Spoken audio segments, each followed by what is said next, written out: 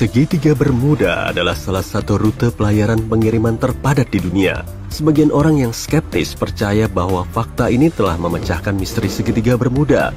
Secara statistik, makin sibuk suatu area, makin tinggi frekuensi kecelakaan dan hilangnya alat transportasi.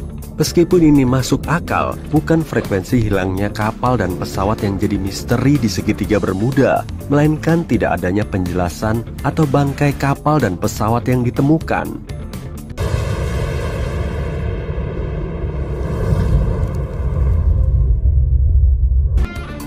Di pelayaran pertamanya ke dunia baru, tahun 1492, Christopher Columbus melewati segitiga Bermuda.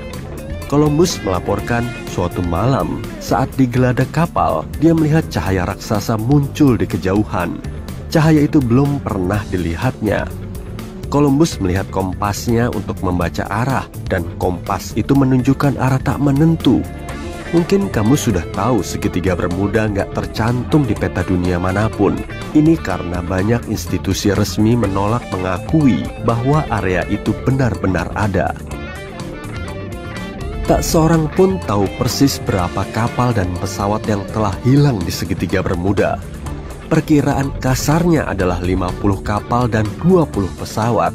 Seringnya, hilangnya kapal maupun pesawat itu tanpa penjelasan dan nggak pernah ada bangkai kapal maupun pesawat yang tersisa.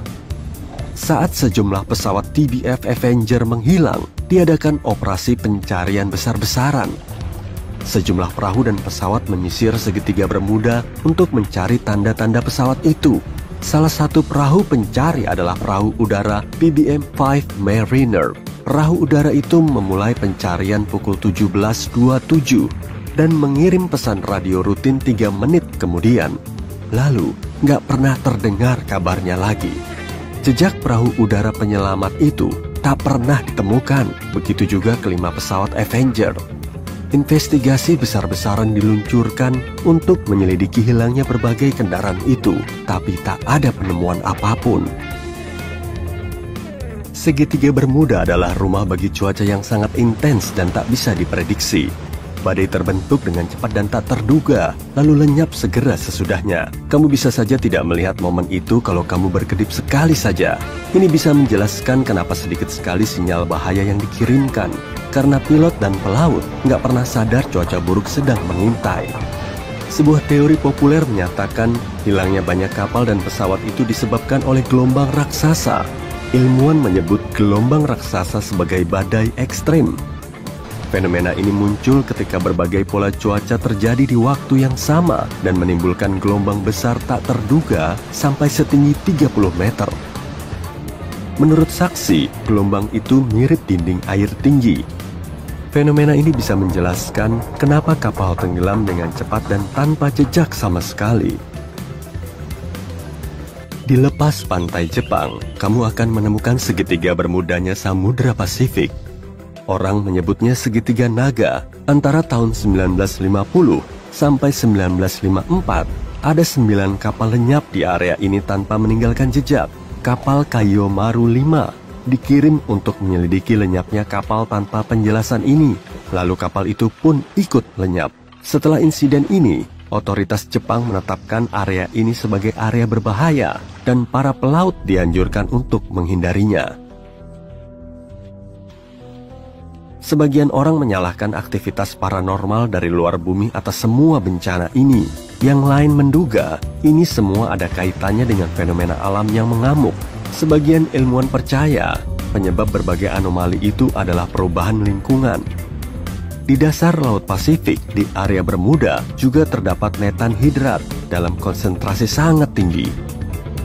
Gas ini cenderung terlepas, dan ketika ini terjadi, gelembung mulai terbentuk di permukaan air. Erupsi gas ini bisa mengganggu kemampuan mengapung dan dengan mudah menenggelamkan kapal.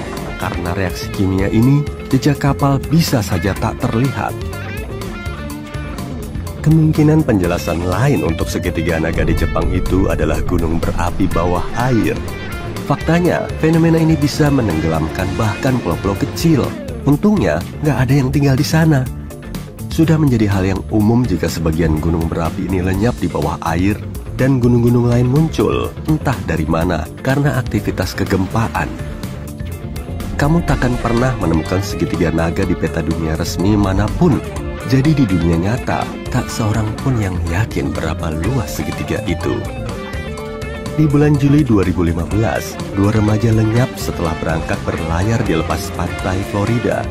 Tujuan sebenarnya kedua remaja itu masih menjadi misteri. Ke orang tuanya, mereka cuma pamit mau memancing. Tapi ke teman-temannya, mereka bilang ingin menyeberang ke Kepulauan Bahama. Tak lama kemudian, sebuah badai mendekati area itu dan kedua cowok remaja itu tak pernah terdengar kabarnya lagi. Pencarian besar-besaran diadakan, tapi malangnya nggak ditemukan apapun. Setahun kemudian, perahu mereka ditemukan di lepas pantai Bermuda beserta satu iPhone rusak dan beberapa barang pribadi di dalamnya. Salah satu teori paling populer sekaligus paling ganjil yang berusaha memecahkan misteri segitiga Bermuda berasal dari Charles Berlitz. Dia bersikeras area itu adalah lokasi Atlantis, kota yang hilang. Menurutnya, semua kapal dan pesawat yang hilang dan peralatan yang tak berfungsi itu disebabkan oleh energi khusus yang berasal dari kristal energi yang menggerakkan Atlantis. Meskipun kedengarannya konyol, teori Berlitz ternyata cukup meyakinkan, hingga lebih dari 20 juta orang dari seluruh dunia membeli bukunya.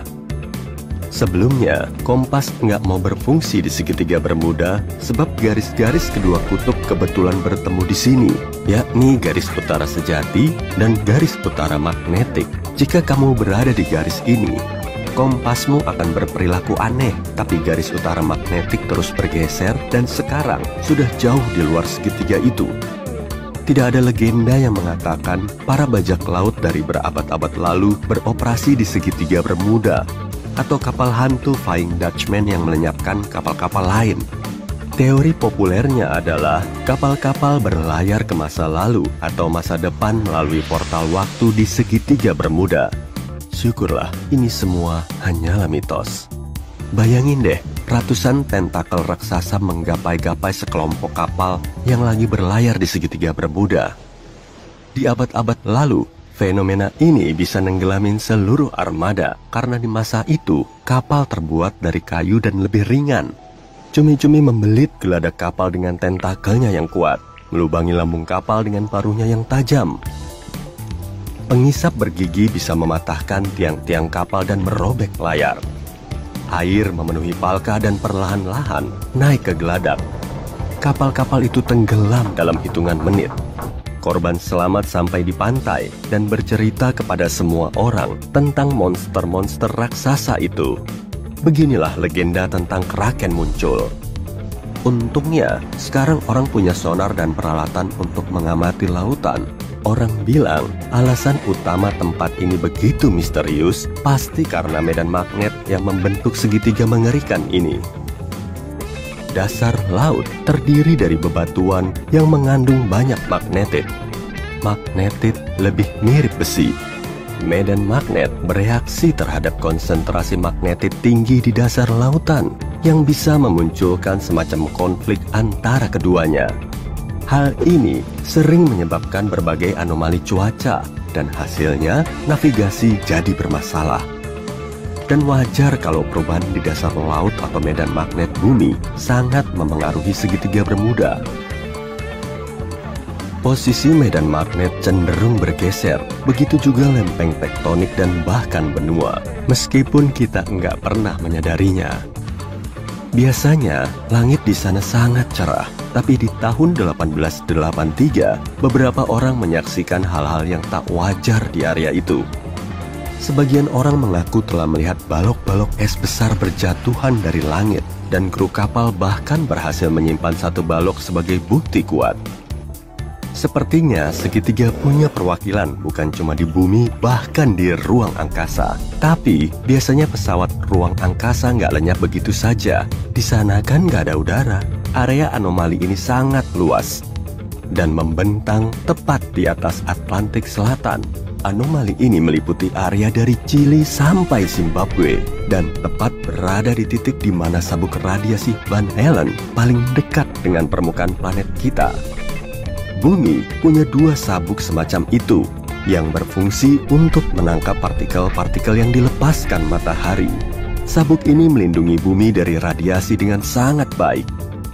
Di sana, medan magnet lebih rendah, jadi memungkinkan sabuk radiasi bumi lebih dekat ke permukaan. Kapanpun satelit lewat, sabuk ini akan terpapar radiasi yang bisa menyebabkan kerusakan parah. Jadi nggak ada satelit yang bisa memfotonya. Anomali Atlantik Selatan adalah bagian dari bumi di mana radiasi alami terjadi di luar kendali.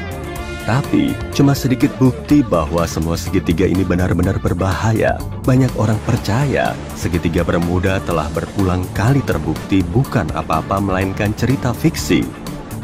Faktanya, beberapa bangkai kapal seperti Ellen Austin memperoleh popularitas di pertengahan abad ke-20 ketika belum ada seorang pun yang berpikir untuk menggambar segitiga di area Bermuda. Misteri itu dipopulerkan oleh para penulis cerita fiksi ilmiah hingga menjadi mitos umum. Sementara, belum ada penelitian serius yang membuktikan segitiga Bermuda lebih berbahaya dibanding berbagai bagian lain di lautan dunia. Jadi, kru kapal Ellen Austin di tahun 1881 bahkan belum sadar akan segitiga Bermuda, apalagi takut kepadanya. Apa pendapatmu?